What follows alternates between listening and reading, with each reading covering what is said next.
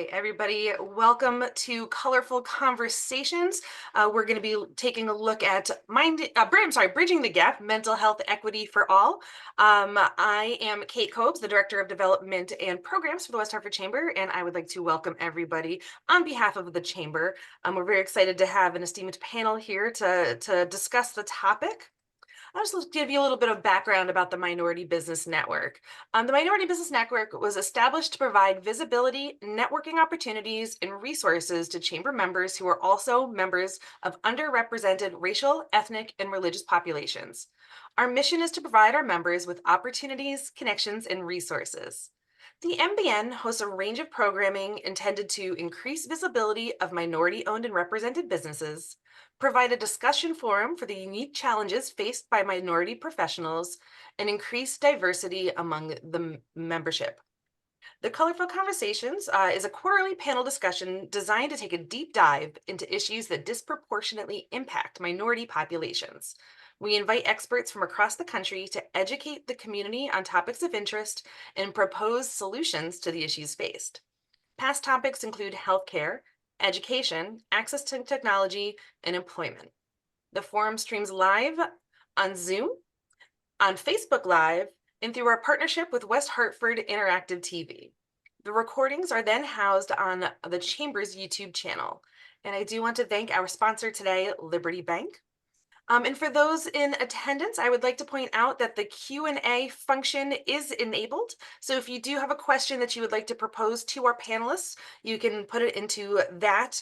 But the chat is also enabled. That is more designed to give feedback. If you wanted to emphasize something that one of our panelists said or speak with other attendees, you can do that.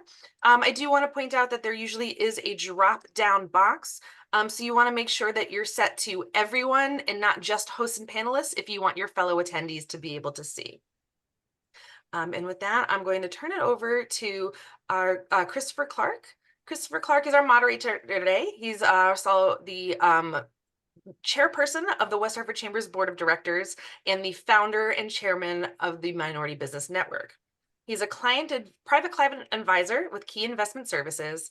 In this role, he's responsible for connecting high net worth individuals and institutions to strategies that can help them reach their financial goals. He graduated from Brooklyn College with a bachelor's degree in psychology. He also graduated from the University of Connecticut with a Master of Business Administration, concentrating in finance and management. A native of Brooklyn, New York, Chris began financial services career in 1998. He relocated to the greater Hartford area in 2002 and joined KeyBank in August of 2024. In his free time, Chris loves cooking. Chris is also a single dad who resides in West Hartford with his 3 daughters. And with that, I'm going to turn it over to Chris. Thank you so much, Kate, and thanks for the introduction. Good afternoon, everyone. Thank you for joining us for another colorful conversation. And I want to start off by saying, please bear with me if I geek out a little bit, because this is something I'm incredibly passionate about. As Kate mentioned earlier, my undergraduate degree was in psychology. And when I think about what I do for a living and all the things I do in the community, psychology is a linchpin for all of it.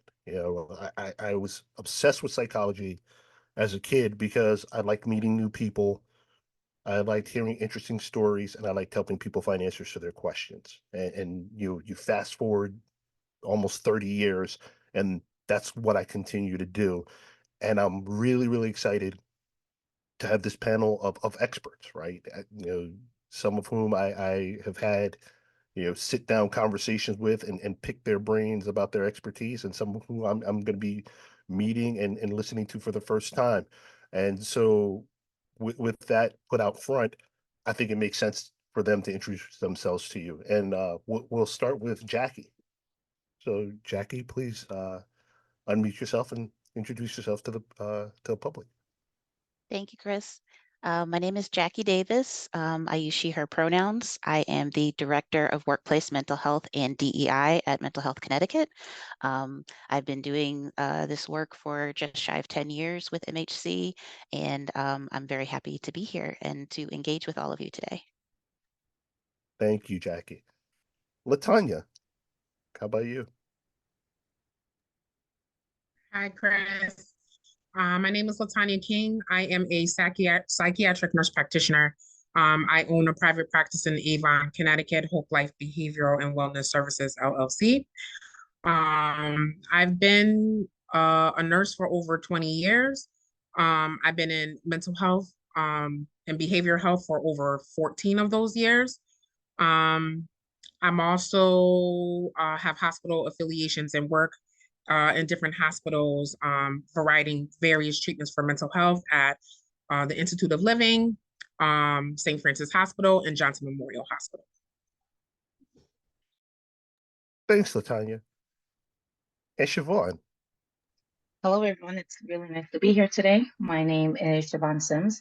I'm a licensed professional counselor working at Inner Wellness Counseling Group in Manchester.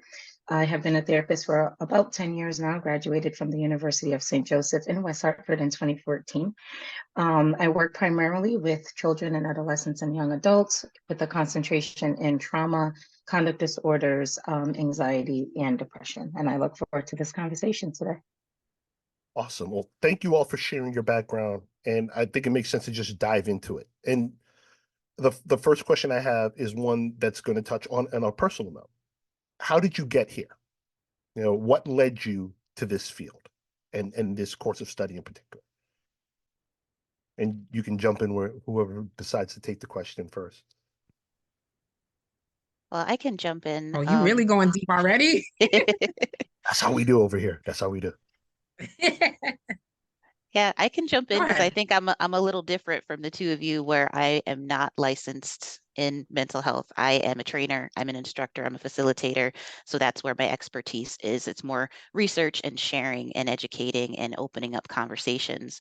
I have been working in the mental health field, so to speak, in that regards, probably for 16 years supporting nonprofits, but at MHC for about 10. I actually started in TV broadcasting of all things. So I've been on a very interesting journey going from ESPN to nonprofit worlds.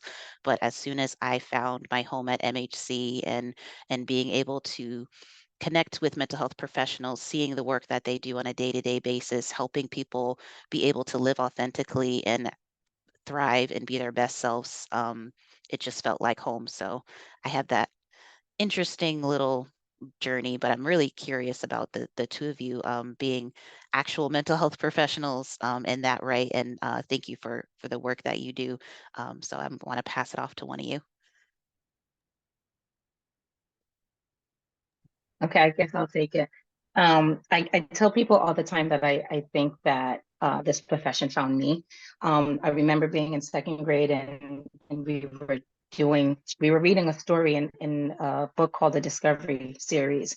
And it was a lot of mini series about different professions and different people. And I remember reading this one story about a man going to a therapist or a young man going to a therapist. And I said, I think I can do that. And that's really where the seed was planted for me to become a therapist. And as I got older, I noticed that people would just talk to me about things. I was curious about people. I was curious about their history, especially being an immigrant. You know, my family, my parents are from Barbados. I was born in Barbados and I migrated to the United States when I was about 5 or 6 years old.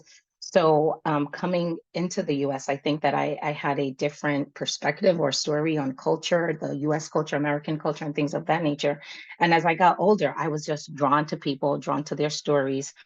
And I said I always wanted to be a therapist. At first, I said I wanted to be a psychologist, and then I said I wanted to work with DCS. I wanted to work with families and reuniting families because again, being an immigrant, at one point I was separated from my family, my parents before coming to the US. So I had a feel of what that separation was like. And as I got older, my career actually diverted because I was working at McDonald's and I thought that was going to be the next best thing. And I started to pursue my undergraduate degree in business health, in business management and administration until I was asked to mentor to a group of young pregnant moms. And as I was doing that, I remembered being in second grade. And I remembered that feel of being a therapist and being a helper, working in the helping profession.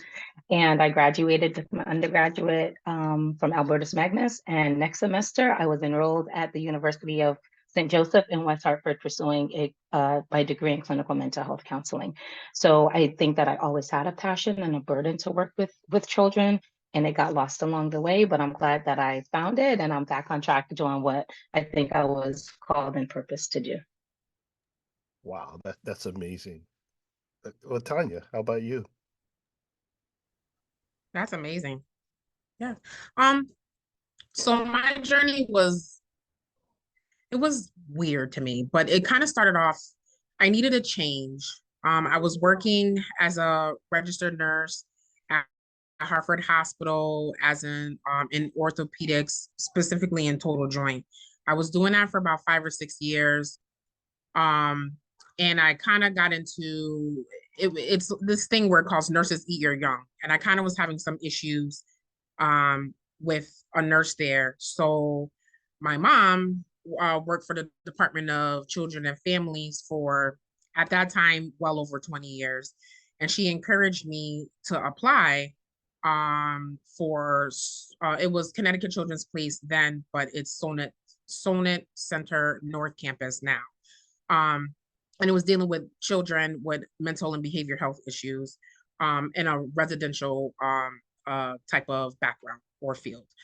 So obviously this is completely different. I'm bone, dealing with bone and joint. And I was like, okay, I do like kids. Maybe this is something that would be for me. And it was. I definitely took to it. And it's also, especially my journey, I got to see mental health, but from the root, from the beginning. So dealing with children with various mental health disorders, especially with trauma, that piqued my interest. I'm a type of person, I get bored very easily. Um, Typical West Indian, multiple jobs. So I had like a million jobs, but one of the jobs that I worked at was the Hospital Central Connecticut and the acute behavior unit. And that's where my fascination and passion for mental health grew even more. Because you get a conglomerate of different patients. You get your home. So my assignment would look like I would have the typical homeless people that will come in around the same time who are very intoxicated, or they're on a substance and they're withdrawing from something. You'll get an 8-year-old who's having some behavior health issues. You might get a group home patient, and you might get a patient who's having their first psychotic break. So you have to learn very quickly. And it definitely paired with my personality. And from there, I was like, okay, this is not enough. So I continued to further my education. I got my master's in nursing education through Capella. I did the online because at the time I had my son, so I couldn't really attend school in person. And then from there, it was actually a good friend of mine who's a nurse practitioner. She encouraged me to go back to school along with my husband. So that's when I started my journey to become a psychiatric nurse practitioner. And then from there, the doors just continued to open. Treating people in an FQHC, the poorest of the poorest. And then also I've worked at Newport Academy, where the average salary of the parents are like 300,000. I've seen it in so many different realms. And I'm glad that even 20 years later, my passion is still growing. And I just feel like I have so much to do. So that's my story.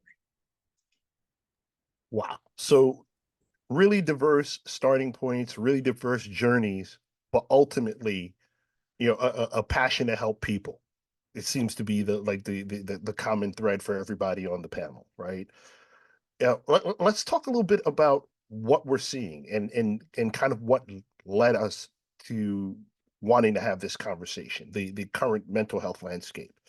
I was, I have this thing where I have an information addiction, so I tend to read a lot and consume a lot of information, particularly around this subject. And something I read recently really hit me.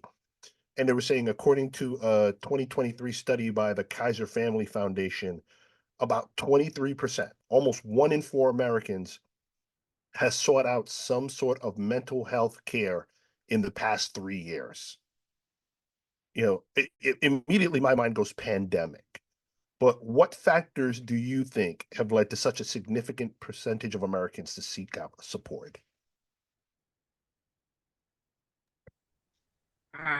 I mean, one of the obvious is COVID.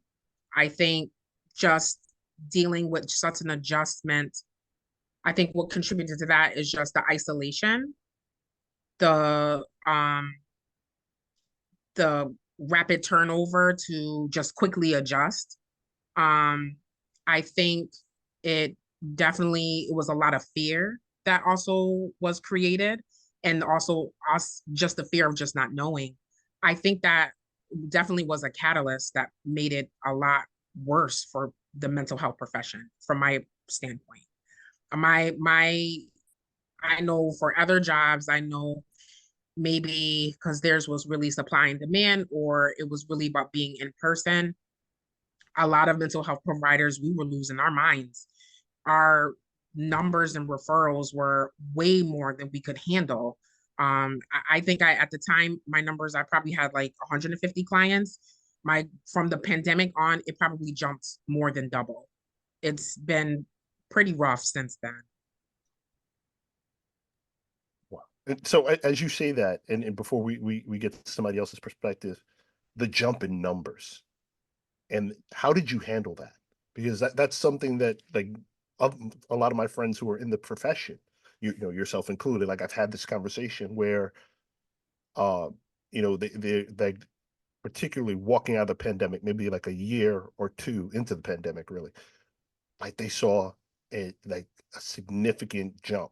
Like one of my friends in a southern hospital in Connecticut was saying, hospital in Southern Connecticut was saying that they went from seeing like maybe, you know, 6 kids in the course of a week to them having an emergency room filled with 25 kids. So how were you handling that kind of jump? Well, it definitely, I had to, I'm such a Virgo. I like things a certain type of way. So I like control. And for me, when I got inundated with all these referrals, I felt like I was losing control in the sense of I'm a very caring person and I want to make sure that whatever I'm doing is not compromised because my caseload is increasing.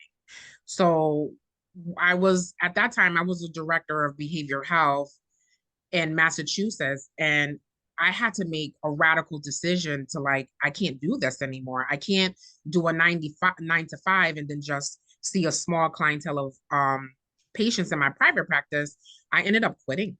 I ended up quitting to make myself more available, working for myself, even with the financial just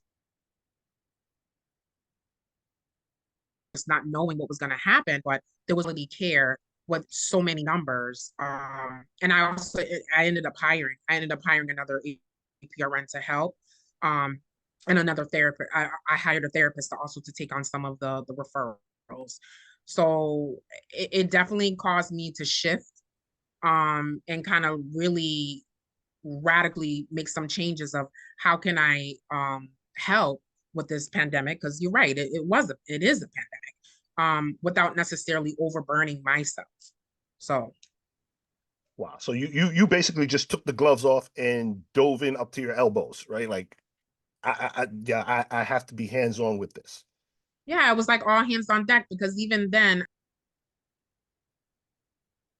sorry, um, even then I was working as an RN around the pandemic, and I was working in the ED, and it was crazy. The hours that we were working for all the people who were coming who were COVID positive, I would still be doing that on top. So it was literally all hands on deck at that point in time. You didn't even have time to breathe and kind of think of, okay, it was just like, this is the problem. We have to step it up. Wow. So Jackie, what did you see, and what do you think were the causes? Yeah, I have to agree with Latonya 100%. COVID did have such a big impact, and the fear that came with it, the unknown that she spoke of. I think that is exactly right. I know how the statistics are. We're like between 1 to 4, or 1 in 4, or 1 in 5, depending on what source you look at, of American adults do have a mental health condition.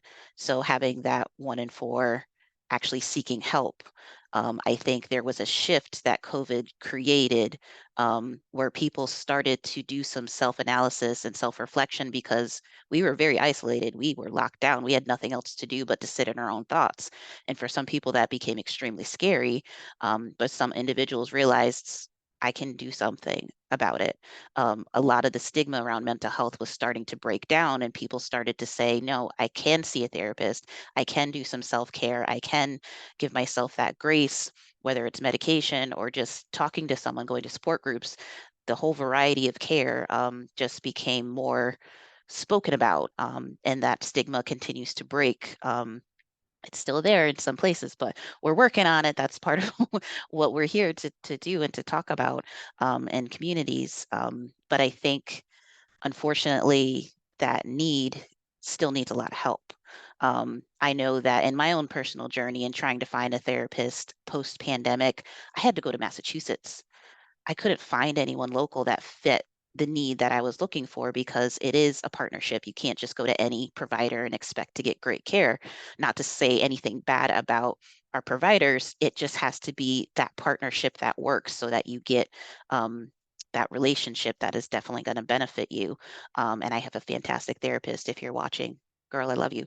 But I do want to say to Latonia, thank you for being brave and realizing that you could help in different ways because we need more people like you. And I would love to hear what Siobhan has to say and how you've been navigating this and what you've seen as well.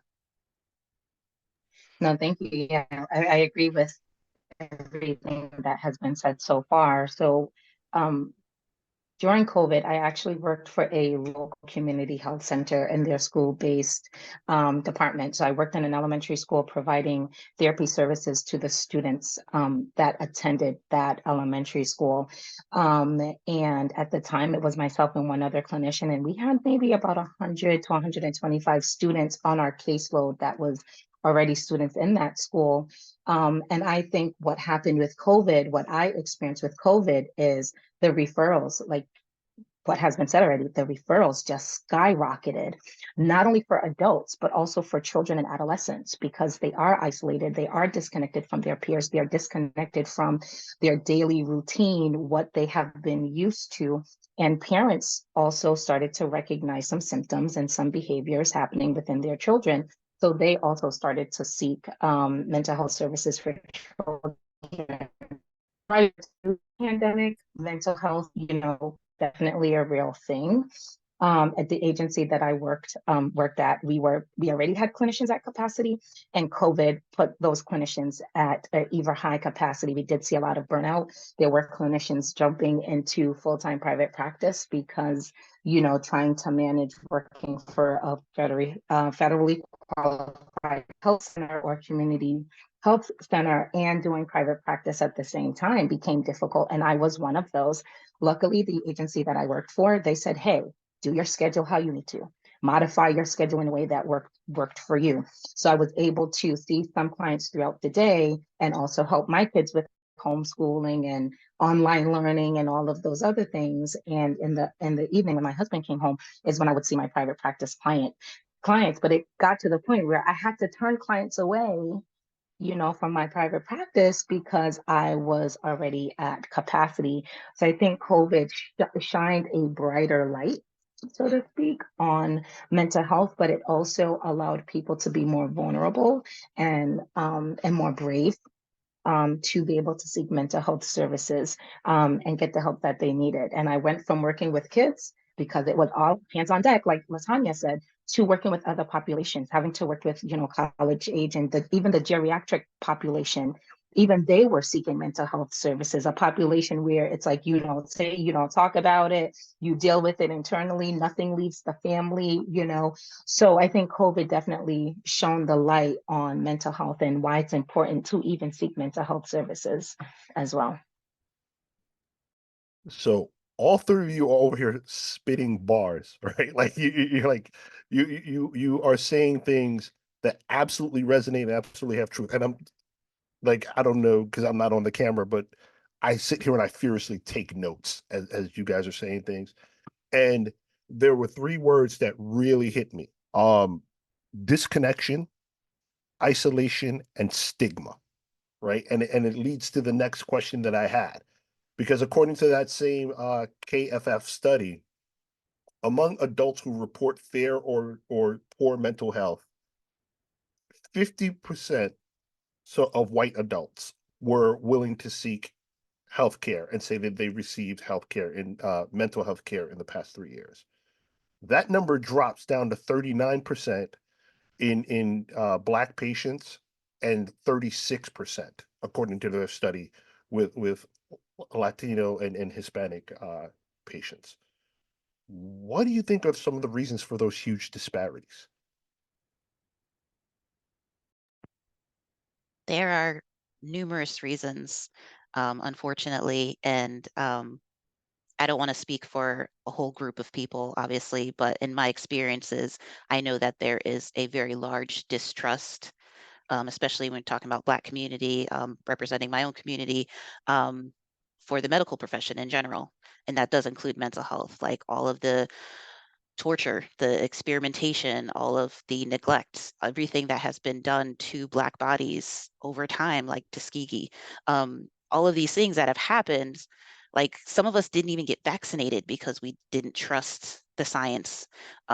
So it's been a very hard struggle to try and have conversations with people in communities that don't even have interest because they completely shut down because it's like, nope, not an option. I was, told I couldn't trust these people. I've seen I can't trust these people.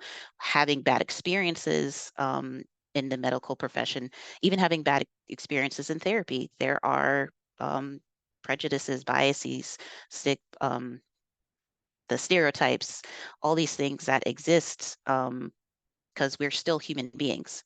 Even if you have a doctor, even if you have a therapist, they're still coming in with their own baggage. And unfortunately, some of those things can seep out and then create those negative experiences.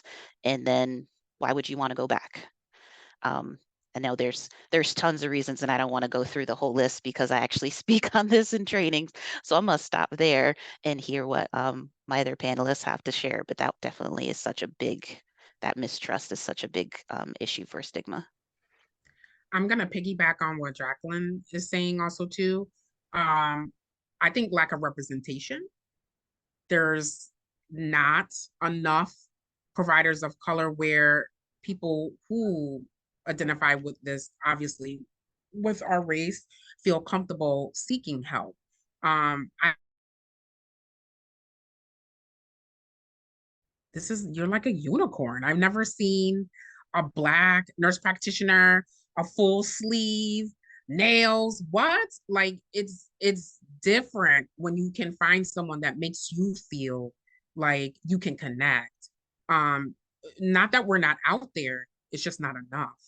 So, and then the ones that are out there, we're full. So it's not much that we can do. So I definitely would say, especially in my profession, there really aren't a lot of people of color, Hispanic, Black, whatever, of nurse practitioner or even doctors hire. Um, I actually see a lot more people of color as far as in social work. But when you start to get more as medication management, which is severely a big trust, a lot of distrust of you want me to convince you to take something. Like I remember one time, funny story, but I'll be very quick. My dad, he had called me and it was about the vaccine. My dad is Jamaican. So he called me and he was like, Tanya, don't take it. I was like, why? What are you talking about? He's like, listen, you can't take that. Why? He was like, because it's going to put a microchip in your. Where are you getting this from? And I just think at the end of the day, like, as even though it's funny, even him knowing what I do for a living, it still didn't necessarily quell down the mistrust. And not only just the mistrust, but just the fear of the unknown. So I definitely think lack of representation is huge, which could probably contribute to those numbers. And I'm sitting in the background giggling because I can relate, right? I can relate to having these conversations, whether it's about something financial, whether it's about something, medical, whether about something social, and the predisposition to disbelieve the powers that be when something is put forth, even if it's for our benefit, right? Um, so I can absolutely relate to it. Um, and the idea that there is a lack of representation, right? In people who are involved with the chamber and have listened to some of these conversations have heard me say before that in order to be a thing, you have to see a thing or conceive a thing, right? You have to see it in practice. You have to see somebody doing it and go, oh, if they can do it, I can do it too. Or you got to look at the landscape as it exists and goes, there's a gap here, and I think I have the skills and abilities to fill that gap. And I think that that applies to people going to seek help, but it applies to people who find themselves looking for a profession, right? A lot of people of color may go into social work because they go, oh, well, my aunt's a social worker, or I met this social worker who happened to be, the same race, ethnicity, national origin, religious origin that I am. So I could see me working in that slot. But how many kids come across a Black APRN? Very few, right? Unless they've had the opportunity to have somebody enter their life and have that impact. But that's why these conversations are important, because you get to showcase who you are and how you contribute, and also how you came to where you are, and be an inspiration for other people. So just wanted to share that, and thank you for what you do.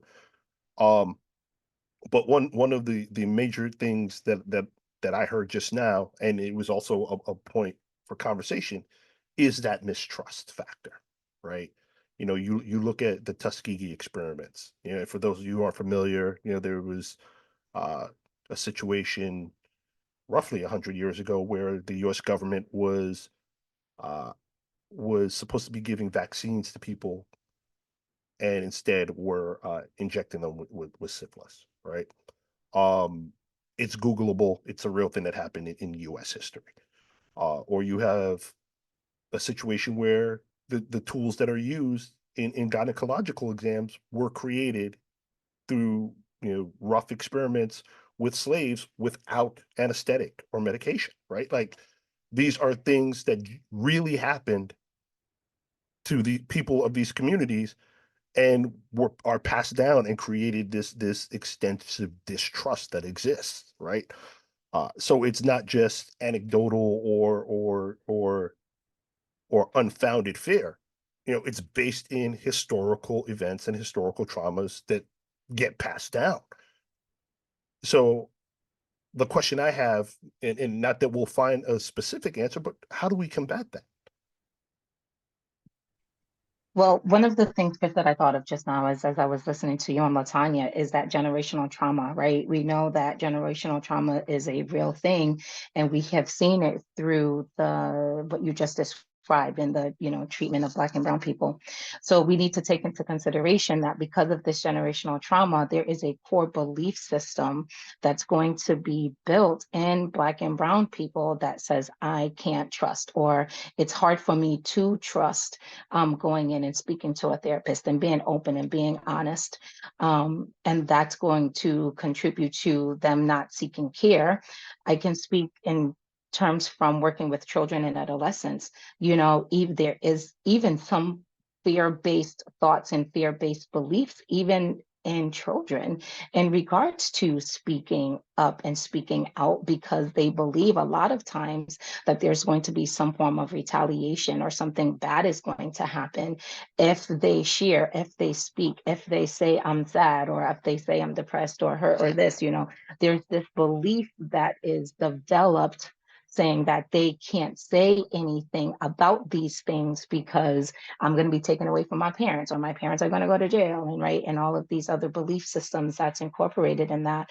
So I think having conversations like this to say, hey, like, we understand that mental health is real, from a child as young as 5 years old to someone who's 80, like my oldest client right now, I believe she's 79, right? So we know that this is a real thing, and we know that it's passed through generations. So being sensitive to that, breaking the mental health stigma by having these conversations, and also educating. it's going to be extremely important that we educate our young people that mental health doesn't mean that there's something wrong with you. You weren't, you're not bad or anything like that because you're having these experiences, but you're human and that you're flesh, and that we as humans, we go through life and we experience highs and we experience lows, and sometimes it's going to be difficult for us to experience the lows, and we might need a coach, or we might need a therapist, or we might need a counselor, or we might need a pastor, right, or a deacon, or a priest or something like that, to walk along with you on the journey to help you manage those highs and those lows in a way that's going to be effective and beneficial for your mental health. So that's huge, right? Like the idea that you might need a counselor or a coach or a pastor. And I think about like my own experiences with mental health and my own experiences with therapy, because much like you described, Siobhan, I'm the person that people would call for advice. And that's how I almost went down that path and became a clinical psychologist. My dad was like, listen, you have people calling here at 3 o'clock in the morning, you should get paid for it. Right? You're helping these people sort out their lives and sort out their problems. You should get paid for it. You should probably go to school for psychology. And that was the path that I chose initially. And when I finally, at some point decided to say, hey, I need to sit down with somebody and sort out some of the things that I'm going through, it was the thought process that you described. No matter how talented of a surgeon you are, you're going to have a hard time cutting out your own cancer. Right? It is important to have somebody on the sideline to pulse check things too, right? Like you may be doing something because that's what your family or community of origin has taught you. And my siblings and I often say, like, you don't know something's traumatic until you have something else to compare it to. Right. So you just grow up going through a thing or handling a situation in a way that feels natural and reflexive to you, without having that independent, unbiased voice going, well, that's probably not the best way to handle that, and here's why.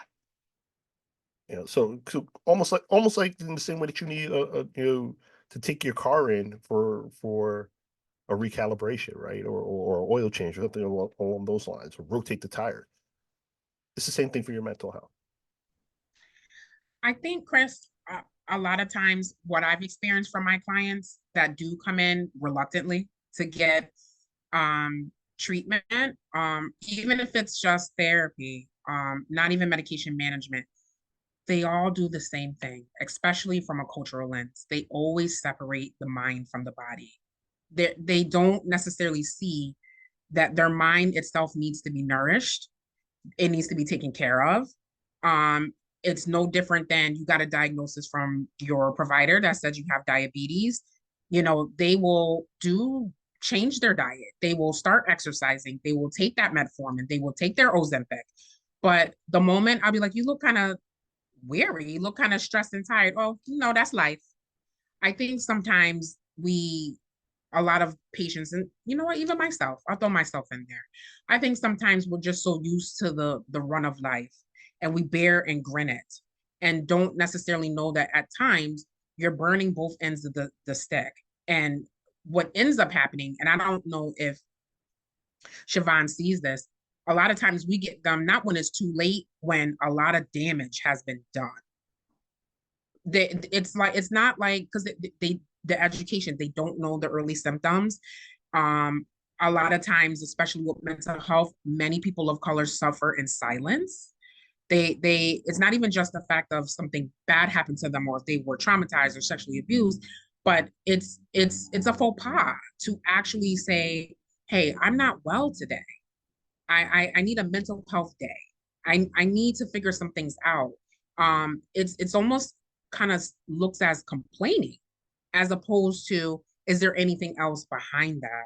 So I definitely think one of the biggest things that I have to do a lot of, what is that? It's a lot of challenging cognitive beliefs about what mental health is, and personalize it, what your mental health is. Like it's not the same for everyone. And the way that people cope, they feel like that's just how I handle it. Again, I'll use myself as an example. I had a long history of trauma as a kid, but also as my young adult. And I didn't realize it until, I think, because there's always the running joke that I have multiple jobs. But I didn't realize that that was my way of coping. Anytime I was going through something or was depressed or was really struggling, I would get another job. I would just literally just get another job. I would apply for another job, not because my money wasn't right. It just, I is a great distraction. I don't have to deal with my own issues. At one point, my husband sat me down. He was like, "You realize you got 6 jobs right now? When are you going to see your kids?" And I'm like, "Wait, what? You don't even realize that you just keep going and going." And I think a lot of times, especially people of color, they're so used to the struggle, and they're used to just making it and going.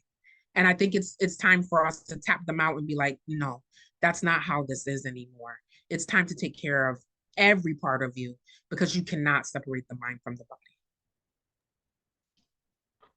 Bars, once again, bars, right? Like, so as you're saying these things, it's bringing me back to things I've heard my entire life, right? Where, oh, first off, the idea of retaliation and that fear of retaliation. Oh, you don't put your business in the street. You don't want those people showing up at our door and potentially causing problems for the family. And, or the idea of taking care of the whole being, right? Where, using a car example again, like, yeah, it's great that you're taking care of the outside of the car. You're taking it to get washed, you're getting it detailed. What about the engine? What about the steering wheel? What about the driver? Right? Like, all these things have to work in conjunction to get the machine to move, right? To get the machine to move. So I think that's a very important part of it all. And the resistance because of those stigmas, and that separation of the body and mind, and treating them as very different things. Like, the idea of experiencing mental fatigue and experiencing stress and going, oh well, that's just part of life, or experiencing trauma and just brushing it off and self-soothing through, all manners of ways that we self-soothe and self-medicate, right? Like, you have people who will tell you, oh, I'm not going to take these pills that they're giving me, but they're going to find other substances to soothe themselves. So one of the other questions that I had as I think about these things, and these specific impediments, that what are some of the things that you're seeing that are unique to, and of course we're not a monolith, and different people go through different things, but there are going to be some general similarities, right? What are some of the things that you're seeing that are unique to these populations of color and these patients of color versus some of your other patients?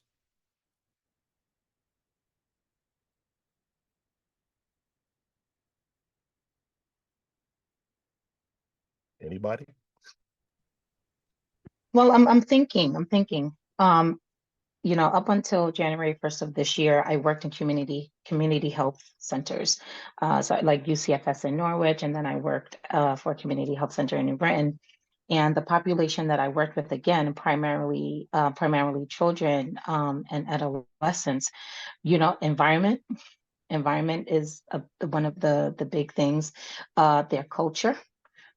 I worked with a lot of Hispanic and Black and Brown kids, and in the homes, what we saw was, absent. At least one parent was or is absent.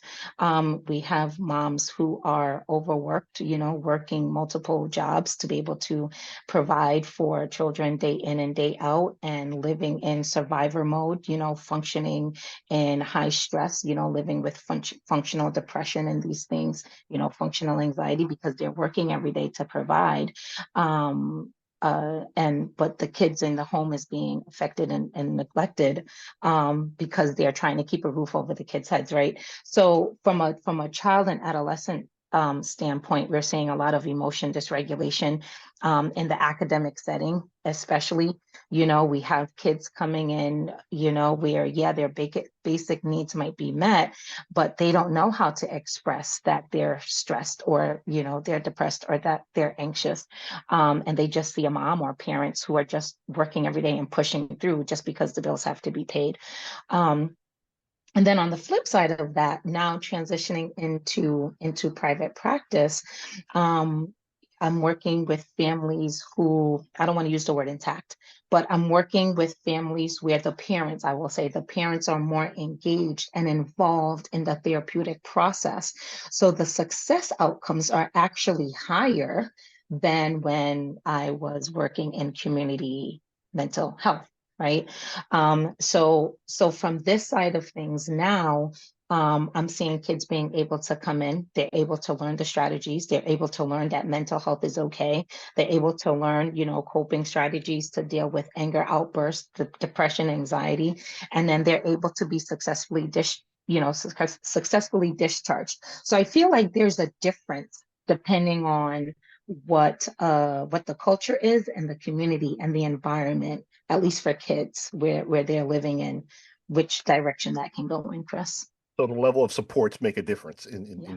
in the kids. And Jackie, you had something to share? Yeah, I was pausing because you said patients. I can't speak to patients. I can speak to learners. Oh, So I speak with a lot of individuals that are seeking to dive into self-care, for example. That's a big topic that comes up all the time, where it seems like people have just not been doing that. They see it as a reward, and that's it. And that's a very common thread in our communities that I see happening, because we always have to do better, jump higher, sing louder, be on point, be professional. All times the bar is extremely high. And in order to achieve that, we are always hustling, grinding, going. And once we've achieved something, then we can take a little break. We forget that self-care is also fuel. We forget that we need to prepare for the day and make sure that we are taking care of ourselves so we can be the best. But instead, we're going to the point of burnout, and then maybe we'll seek something. And so that's something I see that's very, very common, where we set that bar way too high. We have these society's perceptions of how we're supposed to be, and creating that self that might be unobtainable for some of us, because we're not taking the time to regroup and take care of ourselves in a whole health way. I'm echoing some of what we already talked about that split between mental and physical health, and how it's seen as two completely separate things. So I'm seeing a lot of people trying to find a way to integrate it, trying to find a way for it to make sense, so that they can actually build strategies and plans and have the tools so that they can give back to themselves. so giving back to yourself is a great perspective, right? I often say you can't feed the world with an empty spoon. Like, you've got to dip back into it. And I don't say that because I'm some brilliant dude. I say because, like, I've lived it, and I've had to learn it. Like, just before the pandemic, I don't think I had taken a vacation in 10 years. And it took my ex-wife and my siblings and my kids to go, yo, stop, take a minute, right? Like, you're busy doing all these things and stuff for other people, but what are you doing for yourself? Because all this stuff is great, but if you're not taking care of yourself and you're not around for us in the long term, then it amounts to nothing. Mm-hmm. You know, so thinking from that lens, like, how do we get people to focus on some of the preventative measures, right? Like, before the breakdown happens, before the full collapse. Like, what are some of the things we can get people to do to change their framing for it? And also, what are some of the steps people can do, like small things they can do to take care of themselves? Yeah, I can tell you what worked personally for me. I started reading an author. Her name is Trisha Hersey. She is the founder of what's called the NAP Ministry. If you have not heard about her, I highly encourage you to check her out, because she said one line that opened up my eyes to what I need to do for my own self-care. and that is rest is part of the strategic plan. Because I'm a hustle grind kind of girl. That's how I was raised. I had to be better than anybody. I had to be straight A student, honor roll, dean's list, all that 9 yards. And I realized, just like you were saying, Chris, I didn't take vacation for a very long time. I'm doing all this and I'm not even enjoying the life I'm building. But if I can reframe my mind and think about the strategy and the goals that I have set for myself, I have to build rest into that plan and make it part of it, not as a reward, but part of the plan because it's necessary. And I actually have at my desk as a reminder, shameless plug, her rest deck. And it's literally just cards, 50 different cards that have advice for me every single day and give me little exercises of what I need to do. So I have to set aside at least 5 minutes, read a card, ground myself, give myself that grace. And it's just, just all you need sometimes is just 5 minutes just for you. And every single person deserves that. And the way you describe it, right? And I'll ask a question. Do you actually set an alarm for this? Like, is it something that you built into your calendar in that way? Sometimes I have to. If I have a lot of trainings, if I have a lot of meetings, I have to block off on my Outlook calendar and literally just say break so that I get that reminder. Because if I don't, it's going to be a long day. But that's a great tip, right? Because if your brain works in that way where you're constantly in grind, constantly in I gotta go, I gotta do, I gotta be adding value, right, in some way to earn the rest. If you build in that rest period in the same way that you schedule every other meeting in your life, right? Mhm. And I do the same thing. That's why I ask. Like I actually have it on my calendar that meditate, take 5 minutes, right? And I build in things in that way so that when that pop-up happens, I am mindful and I remember to get it done. And it's very much like going to the gym, or which I also have to put back on the calendar, but that's another story. But like going to the gym, or stopping to have a meal. It's all additional steps you take to maintain the machine to keep it running properly. Yep. And Yeah. also calling a friend, reading a book. Like you can book all this stuff and make it just as important as everything else in your life. And the more you do that, it becomes more natural. But it does take practice because I think a lot of us have come from this culture that all of that's extra. We Right. got to get the work done first. So we got to stop thinking about that as off to the side. We got to bring it back into our day to day and see the real value because, in my opinion, we got one shot at this life. So let's enjoy it. Absolutely. Latanya, Siobhan, did you have anything to add to that? Well, I mean, a couple of things come to mind. First thing is, well, what's your compass, right? Like when we get up, when we wake up every morning, what's your compass of how you're going to navigate the day, and how do you get your mind set on being able to accomplish the things of the day? Where does your strength come from? Who is your support system? And that's one of the things when working with families, even though, again, working with children and adolescents, one of the main questions I ask is, who is your support system? Right? Who is that person or those people that you can call, when you are having a moment, when you need support, when you need strength, right? And being able to utilize them in a way that's going to be healthy and effective and to help you, get through your day to day. And then in regards to rest, when working with adults, I actually try to encourage, at least at minimum, if possible, one long weekend a month, or at least outside of just the holidays. So I'm talking about outside of when you have a random, Monday off or something like that, right? But how can you build in at least one long weekend, a day where your children are in school, where you have that time where you can reflect, where you can take some time to read, or just rest, right? The way our bodies were designed and created, there are indicators that it gives us when something is not right.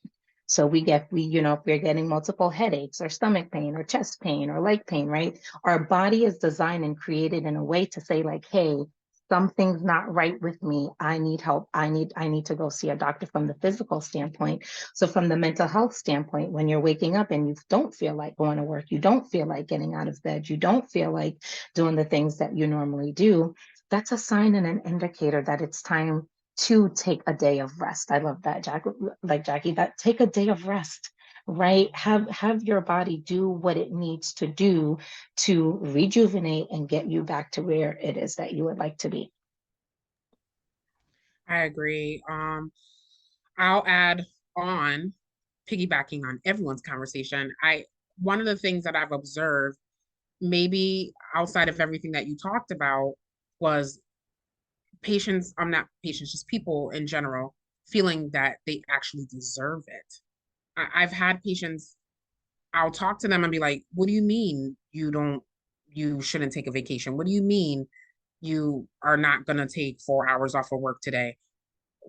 Isn't that what you deserve? You work hard, you take care of your kids, you're staying out of trouble, you're not in the streets, you're doing what you're doing.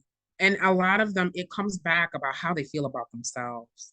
They really have very poor views of themselves, and they just feel like they're just here for a purpose, and that's it. They don't see themselves out of work, see themselves out of their roles, and not necessarily focusing on their needs and what they want out of life, which makes it very difficult for them to do some of the homework that I'm sure Siobhan or myself or even you, Jacqueline, we would give them. We would give them homework assignments, and 9 times out of 10, it come back not done. And because they're not able to conceptualize what rest is, they don't think they deserve it. They don't think it's a situation where if I rest, I'm going to pay for it later. And I think that's part of the whole mental health struggle is so layered.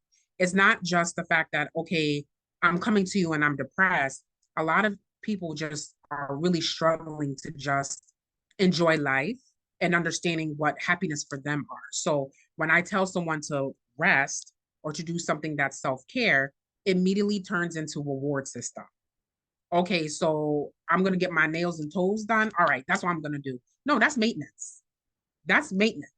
Like that's like rewarding yourself because you brushed your teeth and washed yourself today. Like you want your hair to look good. You want your nails to look good. You want to be presentable. You want to put a little bit of mascara on. Like those are things that you do that are like everyday tasks. What are you doing for yourself that you feel I deserve this? I think once they can get past that cognitive distortion, then rest becomes it becomes obtainable, and not only obtainable, they can sustain it. They're not just doing it here and there. They're making it a part of the routine. You won't even need an alarm clock because it feels too good. And you're going to be like, listen, this is something that I got to do. I'm starting to see, oh, yeah, I forgot. I got caught up in the work week. Yeah, my phone is on do not disturb for about 2, 3 hours. People who know where I need to be or where I'm at, they know it. But the world is not going to end if I take some time for me. So I think from my perspective, it's a little bit different. But when I talk to a lot of my patients, they don't really think they deserve. So you said something that really like slapped me, right? Like so the idea of deserve and the idea of bandwidth, right? It wasn't exactly how you framed it, but like Mhm. it hit me as bandwidth, right? And I remember, gosh, it was maybe 2 or 3 years ago at this point, and my older sister called me out of the blue. It was a Wednesday afternoon, and she just goes, "Hey, how are you?" And I'm like, "I'm good. How are you?" Typical conversation. And she goes, "No, how are you?" And I stopped. I looked at the phone. I said, "I'm good. Why are you being weird? How are you doing?" And then she said for a third time, "No, Chris, how are you?" And mind you, there was nothing that preceded this call that would indicate that I was going through anything, right? I was just working and doing what I normally do. And on that third ask, I started bawling. And I'm like, oh my God, I'm doing this and I'm doing that. And I have this to do and I have that to do. And, I have so many things. And she says, here's what you're going to do. You're going to cancel all the meetings you have for the rest of the week and you're going to come home to Brooklyn and you're not going to do anything. I'm like, I can't do that. I got a minority business network meeting tomorrow morning at 9 o'clock. She says, you know what? They'll take care of it. I said, and I have these clients to meet with and they'll sort it out. And I called Chris Conway and I called Kate and I said, listen, I had some stuff come up. I won't be able to host a meeting tomorrow. And they said, don't worry, we got you. And they figured it out. Right. And then all my clients I had to meet with, they had to figure it out. And I went home and I didn't tell anybody I was going home. I literally went home to New York and I spent 4 days hiding out in an extra room at my mom's house, not taking any business calls. The only calls I took were calls from my kids. And I had to recalibrate. And part of it was that thing that I built into my own head and that had been built into my head over years of being a Black man and a Caribbean man and a businessman, right? I got to do the thing. I got to do the work. I got to provide the value. I got to support these people because these people don't have any other support besides me. And my sister also said to me, when you drop dead from the stress and the overwork and the overextension of your bandwidth, your job will be posted before your obituary. And so when you guys are sharing this perspective, it's making me go, how do we get people to appreciate that once again, rest is not a reward, it's a requirement. And to also be respectful of their own bandwidth, their own capacity.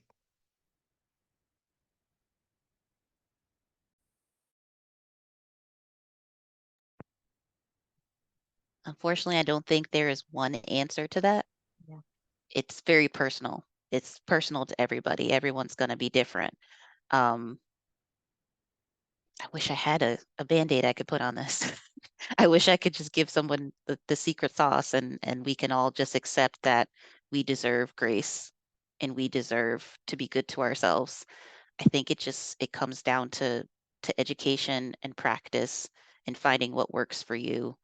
And I know for me, it helps to have that representation and seeing someone do it right. That's why Trisha Hersey echoed so well for me, because she shared her story of how she got to a point of going, and realizing this is not helping. I need to take a step back and I need to rest. And she found that strength and made that step and made those changes. And I was like, okay, she could do it. I can figure it out. I can do better for myself. I can give back to myself. So sometimes you just need that inspiration and having that support. I know, Siobhan, you talked about asking that first question about who's your support. I think that's so important because we talk about self-care, we talk about giving yourself grace. You do need to lean on other people, just like you said, Chris, in your story that, okay, you need to take time off, they'll take care of it. You had Kate and you had Chris Conway to take care of things for you. That's your support. That allowed you to take a rest and not worry about it. So there's lots of ways to get at it. And One of the things I like what you said about education there, and one thing I like about a lot of the elementary schools or the school districts in Connecticut I'm learning is there is a social emotional piece that is being incorporated into their day-to-day in the classroom. So some of the districts do have individuals going in to talk about mental health, to teach meditation and to teach calming strategies and teach emotion regulation and things like that. So, I think if we can have more of that, starting with our students, that they'll be able to bring some of those things home, right? They'll be able to go home and have discussions and conversations about mental health and how these strategies can help them both inside and outside of the classroom. And hopefully that can trickle down to the parents also to recognize and realize, okay, that it's okay for them to seek help or to do some breathing exercises or incorporate meditation, or if they're spiritual or religious, reading the Bible or Quran or whatever, whatever their affiliation is, to help them kind of like set that compass and take that time to rest. I would love to see that continue into some high school students. I would love to see, high schoolers be able to get some classes on mental health, even if it's just 1 year. And I think health classes do touch on it, but I think it would be really good for our students to really start to become educated on mental health, some of the signs and symptoms and behaviors of struggling, and what that looks like. So when they are in a place of need, they're able to reach out and say that that's what it is that they need, and they need help with some mental health stuff.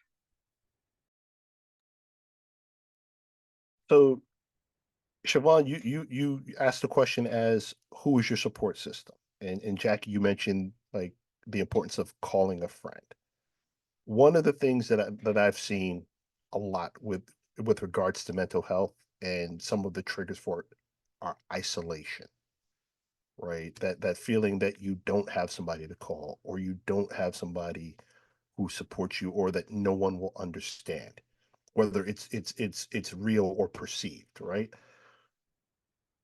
What are some well, firstly, are you seeing this in your practices and your day-to-day work?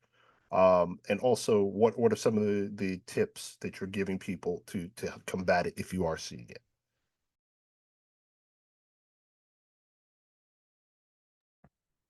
Yeah, I definitely do see that quite often, especially since the pandemic. A lot of us were literally isolated, and then, we literally lost people. We lost lots of loved ones. And when you're sitting in that isolation, that loneliness, and then sometimes that grief because maybe you did have somebody at some point, and now you're alone. Um, Especially in older generations, you see this a lot. It's an epidemic of loneliness that we're facing, and you mentioned, Chris, about nobody will understand.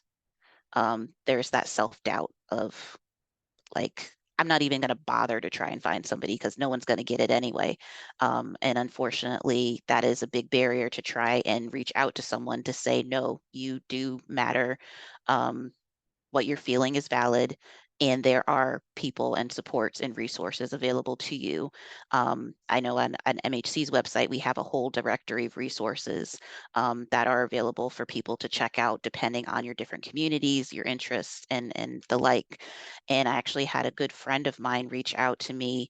It was actually right after Sonia Massey was killed, and she was checking in on all her Black females in the world because she felt that here we go again. And that things like that do spark that feeling of no one's going to understand this, and you do kind of retreat into yourself. And she said, and I quote verbatim, "You are seen and appreciated in all the chaos you are expected to navigate." And just hearing that from her, and she lives in a different state, um, I felt connected again. I felt like I do have someone I can turn to and talk to. And so just educating people that there are resources, making sure that they feel valued and seen and heard and appreciated can go such a long way. But we have to have more of these dialogues and more of these conversations so that we are reaching people, because sometimes they might not take that step out. We have to step in and help. So reaching out and looking for the people we haven't seen in a little while, the people who we've lost contact with, the people who might be going through something and suffering in silence, right? I think that's absolutely important. I talk about the idea of like notes and reminders in my phone, and pop-up reminders and alarms. And one of my alarms is every Friday at 10 a.m. I say send a note of gratitude, whether it's a text message, whether it's an email, whatever. I shoot a quick text message to say to someone, "Hey mom, thank you for not killing me in my sleep. I know you were tempted. Hey siblings, thank you for the support. You know, hey Conway, good looking out on that thing that we worked on, last week, the golf outing, whatever." Like any number of things. And anybody, even my kids, like I'll just send them, hey, was thinking about you, while you're at mom's house, how's the day going? Or, I appreciate that you did ABCD, just something to get the conversation started, right? Um, but when I think about, like, from an individual standpoint, what things can we be doing to build community for ourselves so that we have those support systems if we don't intrinsically have them?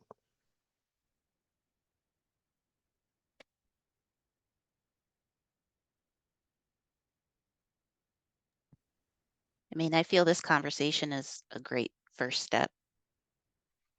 Having just avenues and opportunities to have a dialogue, to create solutions together, to pose the questions you're posing, Chris, and just say, well, what do we think? How can we do this? And having a community and seeing that, there's 20 participants right now watching, and then I know it's being streamed as well, encouraging people to connect in different ways and just have the dialogue. It's a great way to create community and create solutions that make sense for us. Because what might work for me might just, Siobhan's like, nope. Antonia's like, nope. Like we're all different, but we come together as a community and we can share those stories and ideas. Um, that's how you build it. You just have to start somewhere. You have to open up the conversation.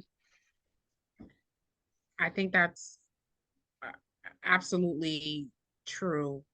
On top, obviously, this is a great platform, and thank you so much, Chris, for even thinking of me to be a part of this. But I think it's also just changing anyone who's involved in this field, everyone that's on this panel now.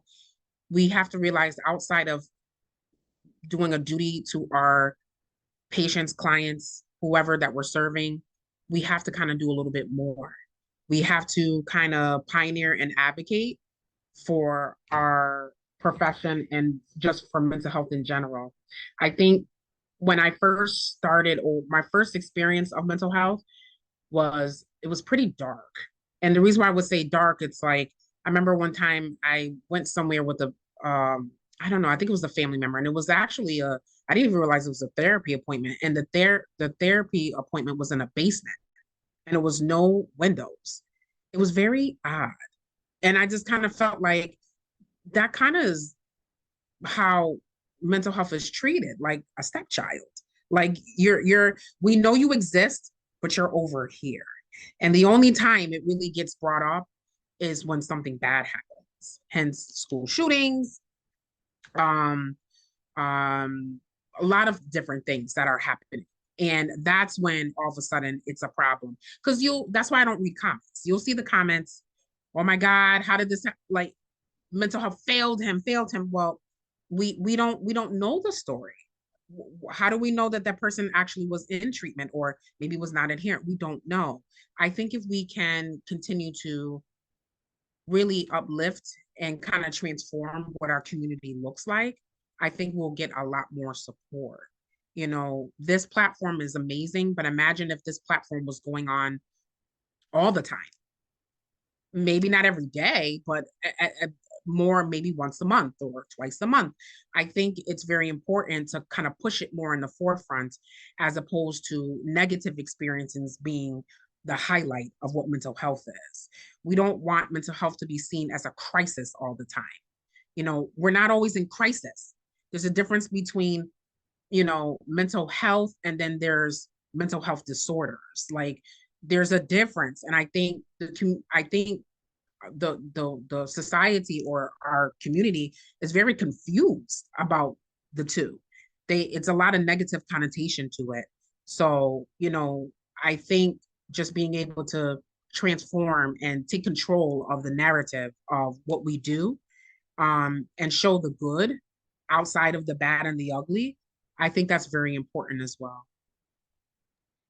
So, like, as you just broke that down, I'm thinking, once again, that separation of physical and mental. Like a physical problem, you go, oh, I cut my hand, I probably need a stitch, right? Or, I know that heart disease is a thing, so I do cardio to prevent heart disease, right? From a physical standpoint. what steps can people take to make sure that they're, yeah, and we talked a bit about rest, right? And we talked a bit about community supports, but like what other steps can people take to make sure that they're maintaining a level of mental health so we avoid those crisis situations? And how does someone know that they're in crisis, right? Because I go back to that thing I said kind of early on. You don't know that you have trauma until you have something to compare it to. Because if everybody in your neighborhood is going through very similar traumas, it's just life. I think, this is my standpoint about it. We're living in a very digital technology type of world right now. So a lot of clients, patients, individuals, whoever, regardless if you're black or brown or white, it doesn't matter. A lot of times they're doing a lot of research themselves. They are looking for answers. They're going on TikTok. They're on Reddit. They're on a lot of those social media platforms just to find answers. And as quick as I can be able to, if I type in borderline personality disorder, you'll see over 100,000 TikTok videos for that, but you don't really see a lot of resources from a clinical and evidence-based practice on social media that's represented as well. And let's be clear, I will acknowledge my own biasness. I don't want to say cutthroat, but I would be very ignorant. I'm gonna lie. I'm not gonna lie. If I had way back and then, if I had a patient be like, well, I think I have ADHD, and I'm like, okay, well, why do you think you have ADHD? Well, on TikTok. So as soon as the conversation starts like that, I would like shut down. I'll be like, yeah, we're not doing that today. We're not doing that today. We're gonna talk. We're gonna go. Let me go pull out the good old DSM Bible, and we're gonna go over this. And I cannot do that because at the end of the day, people are searching. People are looking for answers. They're acknowledging that something doesn't feel right, not necessarily that they have a problem, but they're struggling. And if they don't have access, they're going to find it. And a lot of times there's a lot of misrepresentation and misinformation out there. So I think we need to have that forceful presentation um, through either social media or social avenues. So we can not say that, no, you can't depend on those people's experiences, but we also have these other resources that you can go to that can kind of give you, because unfortunately, not everybody can afford the healthcare. Not everybody has access to it, even though we're supposed to, the Health Parity Act, we're trying to give access to all, but it's still difficult. It's still difficult for a lot of people. So if that's the way to reach people, then I think for us, that's something that we should be maybe more aggressive in, if that's a way to kind of say. Yeah.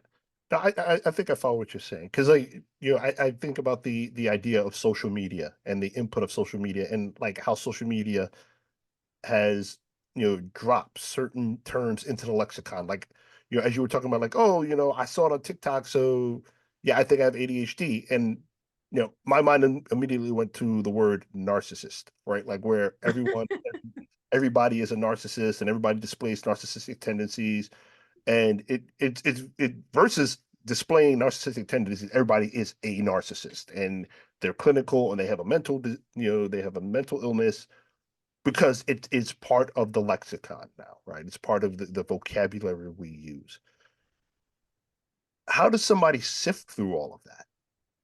Like as a teenage, not even just teenagers, adults, right? Like we tend to believe the things that we hear from people that we trust, and we don't generally verify, right? There's not a lot of stuff that comes from a clinical standpoint, or we don't seek out stuff from a clinical standpoint because we trust that person, we trust what they say. How does somebody navigate all of that stuff?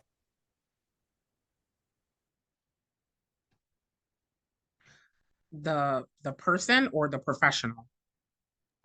Ooh, both, both. Well, from my part, I don't invalidate their experience. I'm not gonna lie. I had to grow. Sometimes I'd be like, yeah, that's not it. Like that's not what you're talking. Like that's no, you're not. Not most people who are narcissists are not coming to therapy. Like this is not what we're doing here. And they're not diagnosing themselves either. Like I tried to tell one person, he told me he was a sociopath. I said, you can't, or a psychopath. I said, you can't diagnose yourself as a psychopath. It's impossible. You cannot do it. However, I didn't say it in that way. It was more of a conversation, like what makes you feel that you're that way, as opposed to invalidating their experience. That's the way to kind of let me in the door. If you let me in the door, now we can start having not necessarily challenging, but really kind of thoughtful, I call them courageous conversations. Courageous conversations about what they're feeling as opposed to what could actually be presenting, because that's different. It's not always the same. And I think from a professional standpoint, we have to have that openness to be able to do that without invalidating. Because remember, the moment you invalidate, you lose trust. That's it.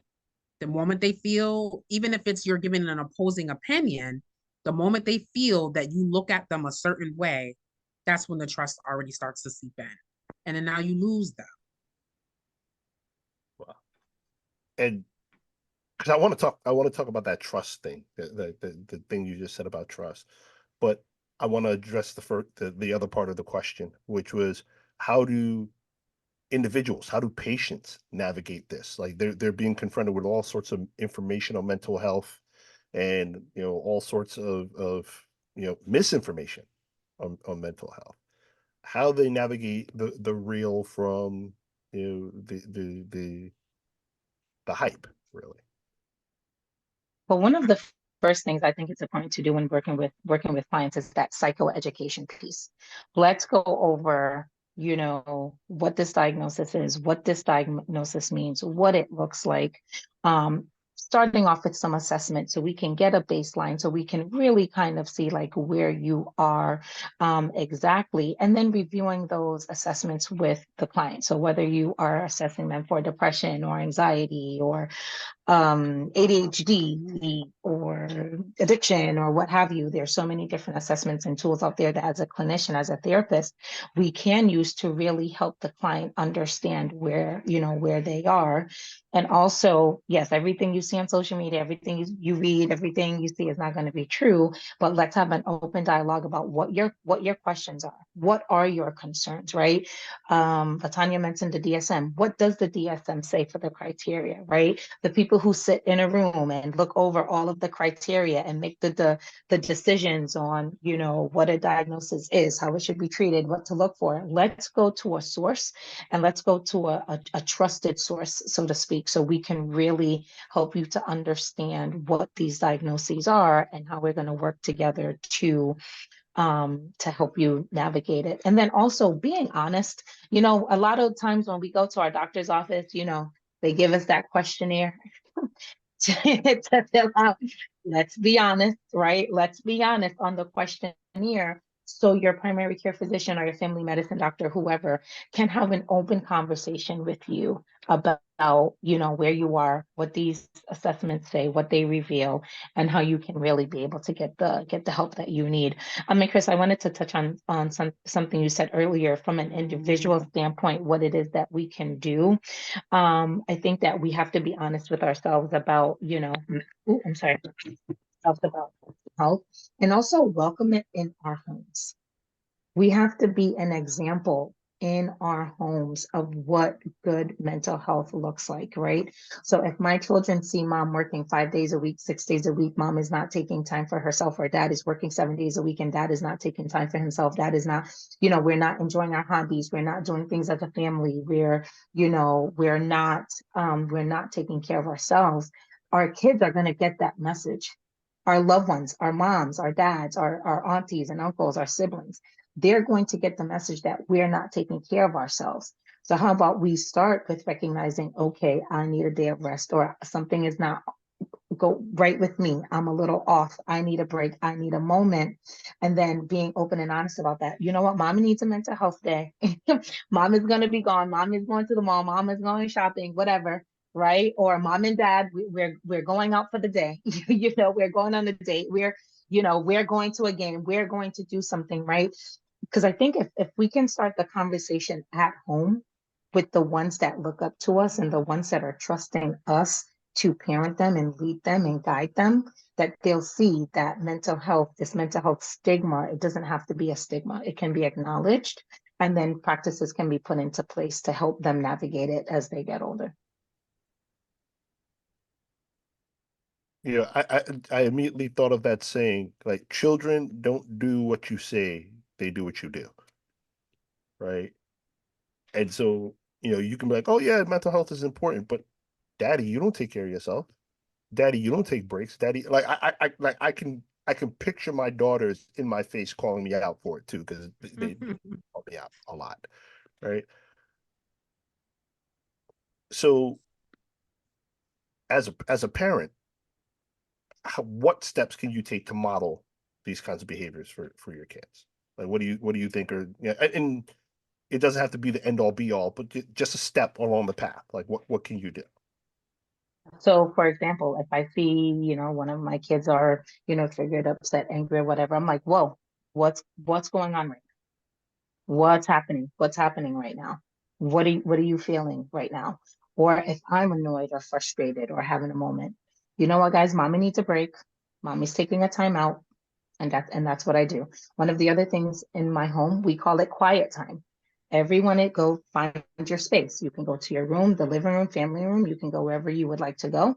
But for the next hour, we're going to sit and we're going to have some downtime and we're going to have some quiet. The TV's not on. You're not on your tablet. You're not on a Xbox. You're not on anything like that. But you're going to go to your room and you're going to have some downtime, some quiet time, some time of reflection, journaling. You can read something along those lines to help you have that moment, have that space, have that break. And also saying it, I'm not okay today. I'm not okay. I had a long day. I had a tiring day. I had a rough day. Whatever that is. Mom needs a minute, whatever. I think starting the conversation, being open and honest upfront about it is going to be the way to go. I encourage journaling a lot, especially between parent and child, because sometimes it's very hard for a child to come and say, mommy, I don't know what's wrong. I just know I have this feeling, right? Talking about going back to the isolation that we talked about a little while ago. You know what? Write it down. Write it in a journal. Give it to mom. Give it to dad. Let them read it. And then I always tell the parent, give 24 hours before responding. Because if you respond right away, you're probably going to respond from a place of high emotion. But if your child is coming to you and sharing with you that something is up with them, respond, validate. Do you need a therapist? Do you need, a day out? Do you need to take a break? What is it? What is it that you need? But I think that self-care piece goes back to it. I think it goes back to the self-care of, recognizing when your body is sending you the signals that something isn't right, something is off. I may need to talk to someone. I might need to go spend 4 days, on a beach, on a beautiful island, yeah, The Bathsheba, somewhere. right? Yeah, right. Yeah, I think it starts with that, learning meditation, Kelvin Young, I'm not sure if you guys know who he is, but in Hartford, he does sound healing with like the salt bowls and all of that sort of stuff, right? Putting yourself in environments where if you don't necessarily want to engage with someone, that you're in a place that's peaceful, that's calm, that can help you, feel centered.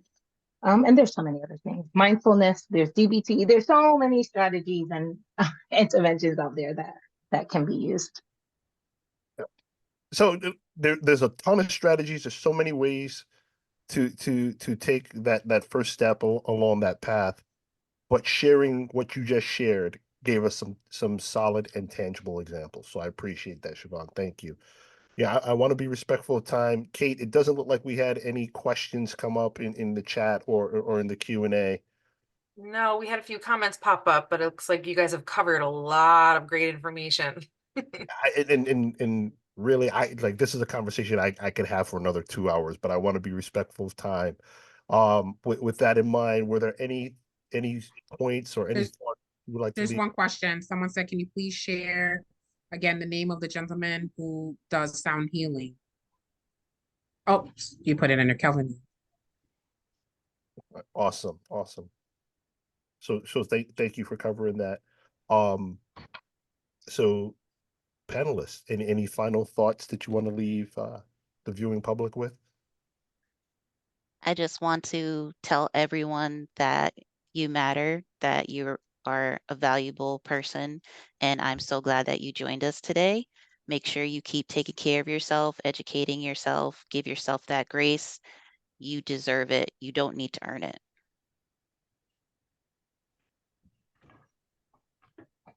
Latanya, Siobhan, anything else? I just want to again thank able to speak about something that's very passionate, very dear to my heart. For those that were able to tune in again, you know, if you didn't hear anything from me, you can't separate the mind from the body. Them two has to work together. And as much as we do a lot of things to keep our temple, this is also needs to be protected. And not only protected, it needs to be fed, it needs to be rested. And as far as representation, believe it or not, we out here. We out here. And we're looking for you guys. We're like, where y'all at? Like we're welcoming you. And you know, a lot of times when you're looking for to find someone who you can identify with, Psychology Today. You can go to Psychology Today. You can even type in providers of color on Facebook, and you'll see things that will pop up and give you a lot of resources. Um, so just know that we're here. We're in this fight together. You know, the goal is to live and to live well. So I just want to thank everyone for the opportunity again. Yeah, likewise, everything that's been said so far, thank you for the opportunity to be a part of this conversation. And like Latanya said, there is a group of us out there. We are available. There's even a Facebook page. I think it's like the Connecticut Connecticut. BIPOC Healing Therapist, Mhm. something along those lines. Where, you know, it is a group of us and we do send each other referrals. So if we are contacted by, you know, someone looking for a particular therapist, we have ways to make sure that people get connected to the right therapist for them. And thanks again for today. I appreciate it. Siobhan, Latanya, Jackie, thank you so much for making the time today to join us on the panel. Thank you for sharing your experiences and your insights. Thank you for expanding my mind and you know the information I have. I from a completely selfish note, like I said, I could do this for hours. So thank you again. And thank you for everyone who decided to tune in today. Make sure to spread the word because this conversation will be available uh, on multiple channels through the West Hartford Chamber and through West Hartford Public Access. So thank you again. Thank you. Bye. Be safe, everyone. You, everybody. Very much appreciate the conversation.